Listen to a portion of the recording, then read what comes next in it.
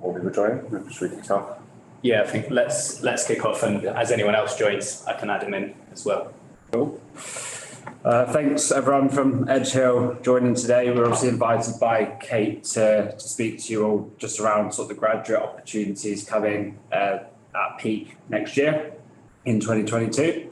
So just to kick off from our side, following this talk, we've got some drop-in sessions that you're probably all aware of, where you can book in one-to-one chats with everyone on this slide that you can see here. So feel free to check the schedules and drop in for a one-to-one chat after you've had this talk with us today.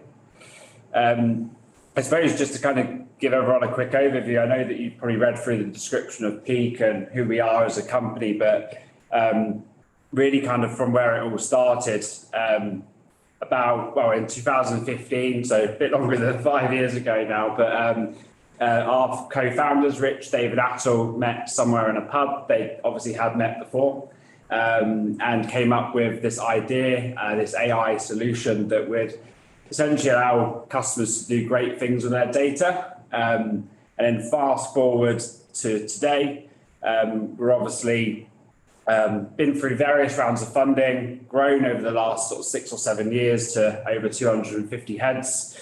And now we have around 6 offices globally. So we have a few offices in India. We've now got Manchester and London, and we're just about to open an office in New York as well. We've achieved some really good accreditations in recent times around being the 10th best tech company to work for in the whole of the UK, which I think is a good achievement for the size that we're working with, and obviously working with some reputable brands as well, like Nike, Pretty Little Thing, Pepsi, etc., and some of the ones that you can see there. In terms of what we do, we, like I said, allow customers to do great things with their data and putting AI in the hands of more businesses. We've got a short video that I can share with you all now to find out a little bit more about that.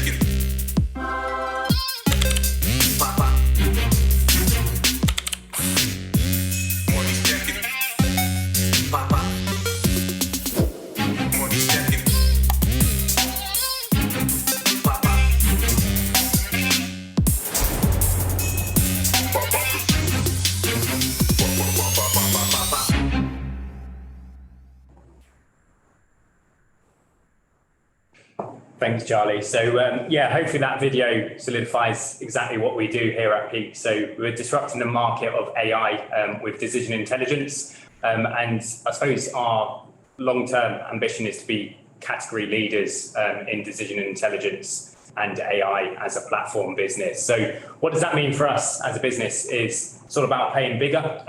What does that mean on a global stage is that we're going to be working with global customers. Obviously, Charlie showcased some of the great customers we're already working with, such as Nike, KFC, Boohoo, and then wider afield, JSW in India. So we've got global presence at the moment. We're very aligned with our culture and our values here at Peak. So we're looking for great people to join our journey.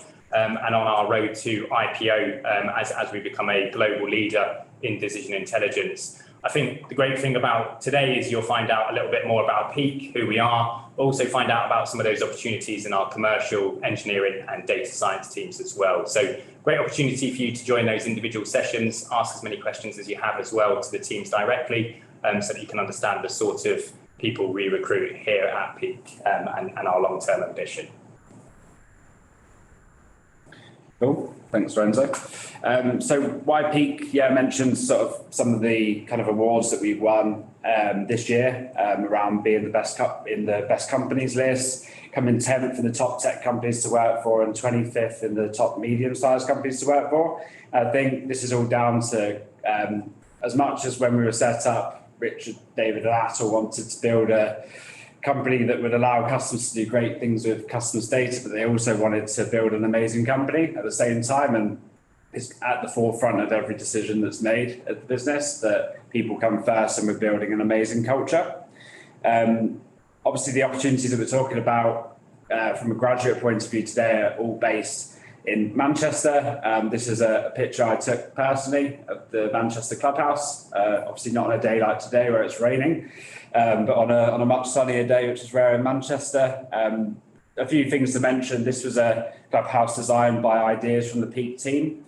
Everyone had their kind of input on what sort of space they would like, and we've modernised the offices, or clubhouse rather, since COVID. We've got a flexible working culture, so hybrid working between clubhouse and home. Open plan working, so we've all got laptops, MacBooks to move around the office freely and collaborate with teams that we need to on that day. 6th and 12th floor views of the city centre, beer fridge and socials on a Friday, and a great clubhouse host who often surprises us with things in the clubhouse. I think today is just a small thing of jam donuts in the 12th floor, which I'll be having one soon. Some key benefits to mention around. So obviously your competitive package, which you'd expect kind of coming into employment. We pay a salary and there's various other benefits on top of that. Work-life balance is key. So flexible working between home and hybrid. We work with leading technology products as a business and what we do. Obviously working with customers, lots of team outings and socials. We recently had our Altitude X conference at Mayfield Depot, and we were very lucky to have an after party in Warehouse Project, which was all good fun a couple of weeks back. But we're very keen on sort of developing our people by having like a learning and development team that are dedicated to individual areas of Peak.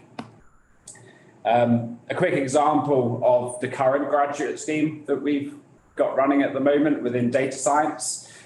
It's based on a rotation way of working. So in your first few months, you'll spend a time in a certain area of the business, and then you'll move around and do different tasks to ensure that you're kind of really covering all aspects of that team and I suppose department that you're working in. So that when you come to the end of the 12 months, you have a good idea, and we as a business will have a good idea of what area you're probably best focused on sort of pursuing your career in. What happens at the end of the grad scheme? So with regards to data science specifically, it is a 12-month program. And obviously, like I said, at the end of that, we then look to progress someone into the data science or insight analyst position. Our team is rapidly growing, which you'll probably come on to hear about a bit more in the next few slides. So I'll pass over to Sarah now, who works in our data science team. Thanks, Charlie. Yeah, so I am a data scientist at Peak, and I'm just going to spend the next 3 slides going through a bit of what life is like as a data scientist at Peak and what's great about it. So we currently have 75 data scientists on our team, including 8 graduate students. So a really big team, but like Charlie said, we're still always growing and looking for new people. So the picture on the left here is our last data science social. We always try and get together and have fun. Could you go back, please? Thank you. We always have a really good time together, really enjoy each other's company. It's a really collaborative atmosphere, so we spend a lot of time together. We always help each other out. We're always working together on different projects. you get loads of responsibility, but also so much support. I think one of the things that I love about Peak is that a lot of companies have very small data science teams with fewer opportunities to really learn and improve. But because Peak is so big and there's so many data scientists, you have a huge amount of opportunities to work in different roles with different companies. Yeah, it's really fantastic. And then the final thing is that I just wanted to say that all backgrounds are welcome. So although we have a lot of physicists and mathematicians and computer scientists, I have a biology background, we have chemists, we have people from psychology and business, because data science involves so many different skills. We don't want to just say, you have to do this specific career path to get a job. It really is open to absolutely anyone. Next slide, please. Thank you. So in data science, we're split into 3 different sections. So the first section is operations, which is our biggest team. So operations works directly with customers like Nike and PepsiCo. And here we're using decision intelligence directly to help these customers make great business decisions. So this is often quite long projects. Sometimes it'll be months with some of our really big customers. They've been going on for years now, and we form really good bonds with them and giving them some really great insights. The second team is research and development. So this is working on slightly more technical roles within data science. So things like developing packages that can be used throughout data science, or being an expert in an area of research, such as optimization. And that way you can then help others out on the team. And the final one is insight. So being an insight data scientist means that you can use data analysis and visualizations to actually produce reports and presentations. And these can be used to allow our customers to get very specific insights about particular topics that are really important to them. So insight's really great because it means that you get to work across lots and lots of different customers and lots of different projects. Final slide, please. Thanks. And I know Charlie has already touched on the graduate scheme, but all I wanted to say here was kind of mention it again. I've got a picture here on the right, which is our 8 data science graduates this year at a conference that we held a couple of weeks ago. It's a really great year. They get so many opportunities to learn, so many opportunities to interact with customers, to work on projects, but without any actual stress of having to produce any outputs. So applications are opening soon. Please do express interest and talk to us at the one-to-ones. And then on top of that, if you think you have more experience than coming into a graduate scheme, so say you have a PhD now, maybe you're coming into a degree after you've already had a previous job, then we also have extra roles for you. So please do chat to us. Thank you, Charlie. Sarah. And now we've got Josh speaking from our engineering team. Brilliant. Thanks, Charlie. Cool. So what I thought I'd do is just give you a quick overview of sort of what engineering actually is and what it means. So I'm aware that some of the people on the call might be doing computer science degrees, software engineering degrees, big data degrees, and obviously this will be already sort of common knowledge to you. But in its simplest form, software engineering can sort of be distilled down into a process of researching and analysing user requirements, and then designing, building and testing software systems that will satisfy those requirements. So if you just skip onto the next slide there, Charlie, please. Yeah, cool. What this actually looks like from a sort of day-to-day perspective and in the life of an engineer, I guess, in industry, is there are a few key parts to it. And you can see here what a typical project might look like. The life cycle you can see here is you're off the back of doing some sort of user research, you've done some competition analysis, etc. You've looked into and come up with a set of requirements here. You then go through a design process, as you can see here, which looks extremely daunting and overly technical. It's not as scary as it looks there, but this is sort of a overview of what a software system actually looks like when you break it down into its components. The next stage then, the most interesting stage for a lot of people, is actually the creation and the development of that system. So you've now got your requirements, you've agreed upon a design which you think is going to help a business, going to help your internal customers, etc., to meet the goals that they have. You then start to write the code which will develop that system. And then come the end of all of this cycle, you have the big bang moment, and this is the deployment. So you've gone through all the work of gathering requirements, designing systems, writing software, and then you get to the deployment stage, and this is where it actually ends up in the end users' hands. Obviously, the most rewarding part of the whole process there.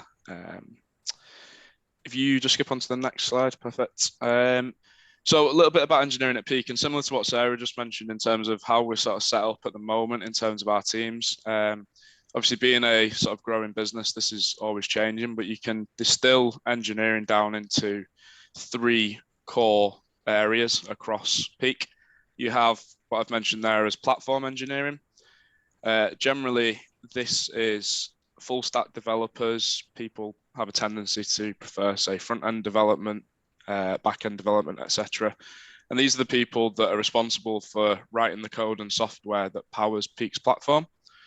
You then have Devops and Support there in the middle. DevOps you can look at as a team that's sort of split across a few main pillars. So you have sort of the infrastructure side of things, where they will be involved in a lot of automation tasks. They'll be involved in a lot of the cloud computing work that we do with AWS, etc. You then have another pillar, which we sort of classify as tooling, which I guess similar to what Sarah was talking about before, is writing packages. It's writing software that enables the engineers to be efficient and do their jobs as well as they can do. And then you have the security and compliance pillar, which is, as it says on the tin there. The last sort of pillar here, and this is something which obviously being a data company that we are, is becoming sort of a growing part of engineering. And actually it sort of sits between a few different areas of the business, and this sits between sort of data science, it sits with sort of the customer org and engineering, is this idea of data engineers. So these are roles that are predominantly work with big data. They're data experts. They handle a lot of work around data ingestion, acquisition, work with things such as data pipelines, processing and transformations. So I guess just similar to what Sarah mentioned before, with next year being the first graduate scheme that we're looking at doing in engineering, we would be looking at making sure that people that are interested get experience in all 3 of these pillars to really sort of hone in on what it is you actually enjoy, what you have a passion for, what it is you think you're good at, and then want to obviously pursue a career in. If you just skip to the next slide, please, Charlie. Cool. So this is just a quick one, just as a sort of highlight to those with technical backgrounds in terms of some of the sort of software and different frameworks and tools that we use there. So I mean, I've put there and many more. So just to highlight a couple, our sort of core languages we use across engineering range from JavaScript, Node, Python, Golang, Java. You've got numerous different database technologies there that you can see, different frameworks and tools, loads of different sort of cloud computing resources, such as obviously AWS and a load of their services. The good thing about Peak, and we sort of mentioned it before, is it's absolutely on the cutting edge in terms of what we do. You often find that we work that closely with AWS that we're often sort of first companies to start using new services. There's no real restrictions on what we can and can't use, which you'll find in a lot of sort of the bigger organizations, which helps us to sort of stay ahead of a lot of the competition.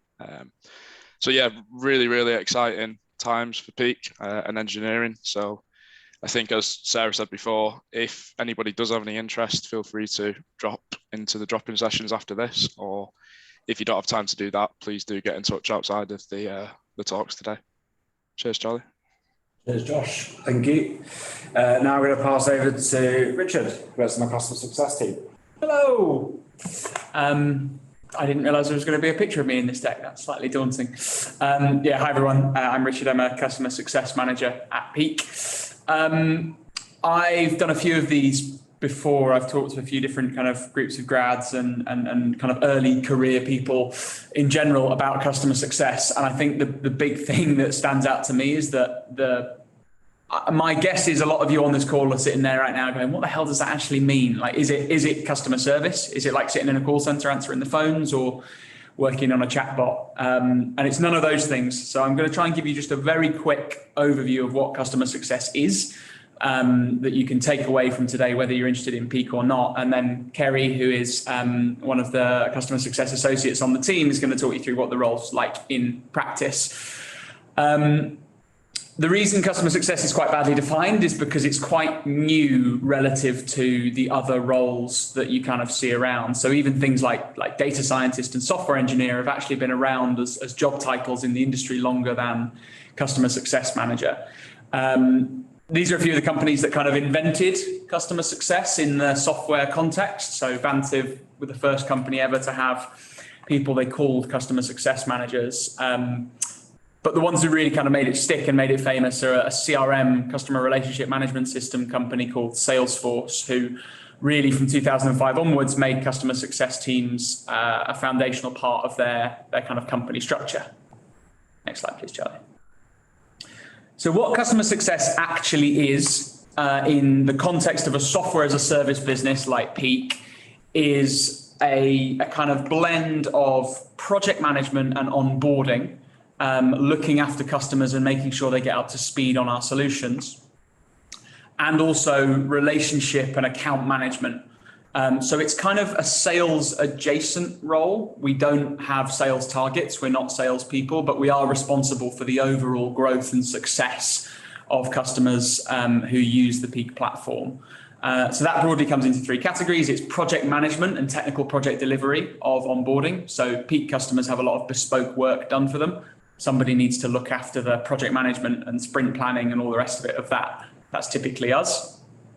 And then we also have responsibility for making sure that the customers are using and getting value out of the solutions that we build. From my perspective, and I think Kerry's probably going to talk about this a bit more in a second, but like, as someone who is reasonably new to SaaS companies, software as a service companies like Peak, and new to this industry, customer success is one of the best places in a business for a broadly non-technical person to learn how we do what we do, to understand the value we provide to our customers, and to really get an all-around view of like how great a place Peak is. The reason for that is you're kind of right at the heart of our business. Like, our customers are our most important asset and our most important resource as well. And customer success management is about looking after them and putting them at the heart of the business. So I think of it as like the crucible of everything we do at Peak. Being in customer success means you get to touch data science and engineering, product, get to work with the sales team and get to learn all these different skills and areas of the business, all within this kind of one role of customer success. So I started as a CSA, which is our kind of entry-level customer success position here at Peak. I'm now a customer success manager in the team, and I really think it's the best place. I would say this, but I think it's the best place to kind of join the business if you're a non-technical person on this call thinking, how the hell do I get into this AI company? I think customer success is a really awesome place to start. I think Kerry's going to tell you a bit more about the role CSA itself. Yeah, thank you, Rich. Really great overview of customer success. So I'm Kerry. I'm really new to Peak. It's my 7th week now, and I'm a customer success associate, so that's a more junior role, and a great gateway into the CSM role at Peak. I'm just going to quickly add to that by sharing why I love being at Peak, and the type of backgrounds we look for in the role. So why is customer success at Peak so amazing? I could talk for a long time on this point, but I'm going to quickly just go into 3 reasons. So first of all, it's the people. So since I started, I've been really supported, surrounded by friendly people who I'm learning so much from every day. So if you're looking to work somewhere where there's a real sense of community, then Peak could be the place for you. Second would be the opportunities for growth. So I'm already being pushed, not beyond my limits, and like I said, really supported, but always working on projects and doing things that are stretching me and growing my career. And thirdly is the opportunity to work so closely with customers, intimately understand them, where we can add value, and building those relationships, which is super rewarding. And then that brings me nicely onto the type of people we look for in customer success, and particularly for the CSA role. I think it's fair to say we have people here in the CS team from a really wide range of backgrounds, but all of us really do live the Peak values, which are smart, driven, curious, open, and responsible. So if you love building relationships, solving complex problems that provide value, you could be a great fit in the customer success team at Peak. And I believe I'm handing over to Josh now. Jack, sorry. Nearly. Apologies. Thanks, Joshua. Thanks, guys. So yeah, I'm going to hand over to Jack now to speak through sales development. Thank you very much. Hi, everyone. Charlie, thank you. My name's Jack Nolan, and I'm an SDR here at Peak. So I'll be representing the sales and commercial team here, just giving you a glimpse into what Peak is like, what I do, and some of the things that we look for in new sales talent. So like some of the key questions, like what on earth is an SDR, like what do you do and what's it like? Well, an SDR is a sales development representative, and I'm a salesperson involved in the early stages of the Peak process. That means I'm responsible for engaging any inbound or outbound prospects that may want to work with Peak. The majority of my role is calling, emailing, attending events like the one above, and reaching out via LinkedIn to create new conversations with senior business leaders. To kind of bring that to life from my own experience, my outbound calls and emails have been responsible for just over £1 million worth of revenue to Peak, and obviously our customers are seeing great results. Myself, I've been with Peak for about 2.5 years. I come from a car sales background, so definitely not technical by any means, and I suppose the contrast, it's quite difficult to explain within sort of 2 minutes how good of a culture it is at Peak from the car sales background. Along with all the amazing things that you might see on our website or LinkedIn about our company away days, shout out to taking the whole company to Geneva in January for 4 days, which I think is like amazing. Annual barbecues, meals out, etc., etc. It's a place where you are given exceptional training to grow as a better employee in your field, and constantly nurturing your progression. Charlie, thank you. And as Kerry said, we've got 5 key sort of values at Peak: being smart, responsible, curious, driven, and open.